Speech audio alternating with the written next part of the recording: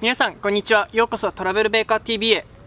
僕がこのスペインはアリカンテというところに来て4日目です。で、今日はだいぶ街にも慣れて自転車も買ったんですけど、今日近くにある公園、結構すごい公園なんですけど、そこでドローンを飛ばしてみたいと思います。僕が住んでいるアリカンテがここら辺にあったらサント・ヴィセンテっていうアリカンテの同じ市内なんですけど、ちょっと違う場所をこのドローン飛ばして上空からどんな街なのかを皆さんと一緒に見ていきたいと思います。それでは早速ドローンを飛ばしていきたいと思います。今はその公園にいるんですけども、朝なんで人もいないので飛ばせるかなと思ってきました。それでは一気にドローンで行きたいと思います。レッツゴー！